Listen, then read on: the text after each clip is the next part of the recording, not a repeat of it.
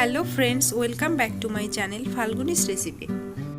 আজ আমি বানাতে চলেছি একদম রেস্তোরাঁ স্টাইলে বা অনুষ্ঠান বাড়ির মতো চানা মশলা। এখানে আমি 250 গ্রাম পরিমাণ কাবলি ছোলা সারা রাত ভিজিয়ে রেখেছিলাম। সেই কাবলি ছোলাটা ভিজে ডবল হয়ে গেছে। এবার আমি প্রেসার কুকারের মধ্যে সামান্য পরিমাণে লবণ এবং কয়েকটা কাঁচা পাকা লঙ্কা দিয়ে দিচ্ছি। প্রায় 4-5টা সিটি দিয়ে আমি ছোলাটাকে সিদ্ধ করে নিলাম। ছোলার কোয়ালিটির ওপর নির্ভর করে কটা সিটি লাগবে। এখানে আমি একটা স্পেশাল ভাজা মশলা রেডি করে নিচ্ছি, যেটা চানা মশলার স্বাদকে আরও দ্বিগুণ করে দেবে। ভাজা মশলাটা রেডি করতে আমার লাগছে গোটা জিরে, ধনে, মৌরি, লবঙ্গ, এলাচ, দারচিনি এবং 2টো তেজপাতা।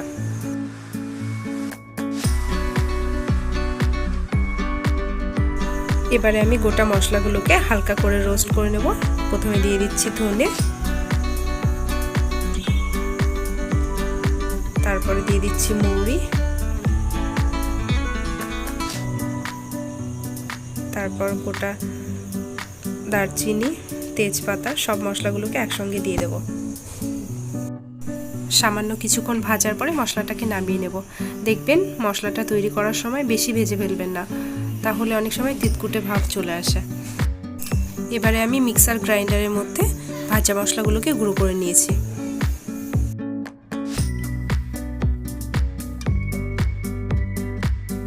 তারপর আমি আদা এবং রসুন পেস্ট করে একটা মশলা তৈরি করে নিচ্ছি। তারপর এখানে আমি নিয়ে নিচ্ছি টমেটো কুচি, পেঁয়াজ কুচি, আলুগুলোকে ডুমো ডুমো করে কেটে নিয়েছি। এবারে আমি একটা ফ্রাইং প্যানের মধ্যে সরষের তেল গরম করে নিচ্ছি এবং তার মধ্যে গোটা গরম মশলা ফোড়ন দিয়ে দেব। এবারে যে আমি আলুগুলো কেটে রেখেছিলাম, ওই আলুগুলো দিয়ে হালকা করে ভেজে ভেজে নেব।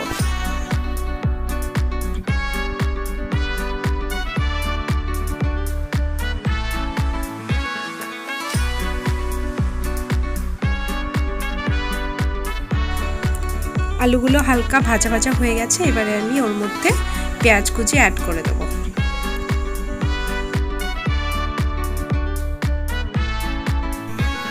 পেঁয়াজ কুচিগুলো ভালোভাবে ভাজা ভাজা হয়ে গেলে এবারে ওর মধ্যে আমি একে একে দিয়ে দেব টমেটো কুচি, আদা রসুনের পেস্ট এবং লবণ, স্বাদমতো লবণ, হলুদ এবং কাশ্মীরি লাল লঙ্কার গুঁড়ো।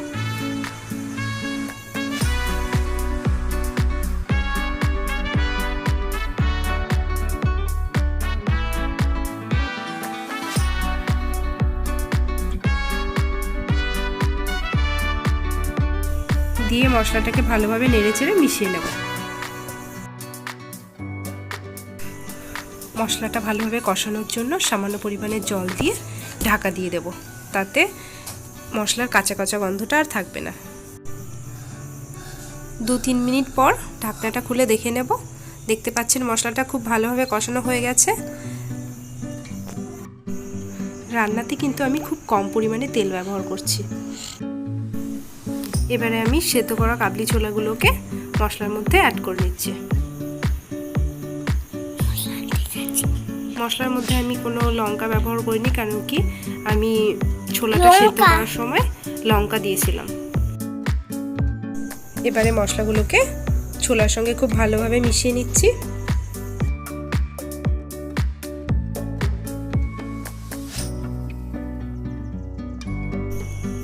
এরপর ওর মধ্যে 2 চামচ পরিমাণ ভাজা মশলার গুঁড়ো অ্যাড করে নেব এবং নাড়িচাড়ে ছোলার সঙ্গে মিশিয়ে নেব। বেশিরভাগ স্বাস্থ্য সচেতন মানুষ তেল মশলা এড়িয়ে চলেন, ওই জন্য আমি রান্নাটাতে খুব কম পরিমাণে তেল মশলা ব্যবহার করেছি।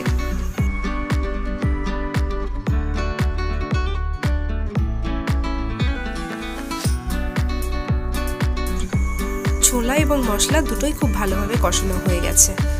এবারে আমি পরিমাণ মতো জল দিয়ে 15 মিনিট ঢাকা বন্ধ করে রেখে দেব।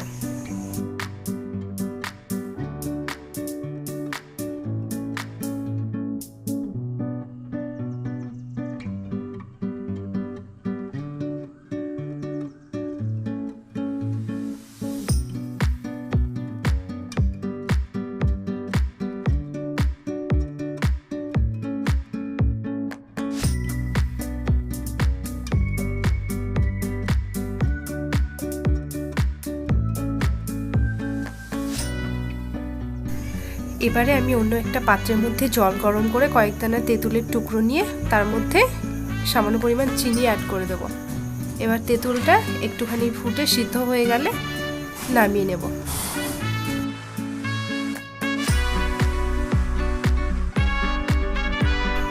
এবারে হাতের সাহায্যে চটকে তেঁতুলের পাল্পটাকে বের করে নেব।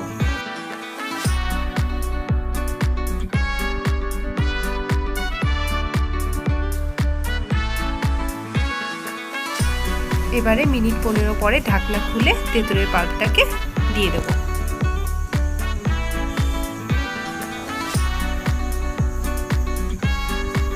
এর ফলে এর টেস্টটা খুব সুন্দর আসবে। তো রান্নাটা প্রায় শেষের পর্যায়ে চলে এসছে। এবারে আবারও আমি কিছুটা পরিমাণ ভাজা মশলার গুঁড়ো অ্যাড করে নেব এবং এটাকে গরম গরম সার্ভ করব। তো ফাইনালি রেডি হয়ে গেছে রেস্তোরাঁ স্টাইল চানা মশলার এই দুর্দান্ত রেসিপিটি আপনারা বাড়িতে অবশ্যই ট্রাই করবেন এবং কমেন্ট সেকশনে আমাকে জানাবেন রেসিপিটি আপনাদের কেমন লাগলো। আর যারা এখনও পর্যন্ত আমার চ্যানেলটিকে সাবস্ক্রাইব করেননি তারা প্লিজ সাবস্ক্রাইব করে দেবেন পাশে থাকা বেল আইকন সহ। আর যারা আমার চ্যানেলটিকে সাবস্ক্রাইব করেছেন তাদের অসংখ্য ধন্যবাদ।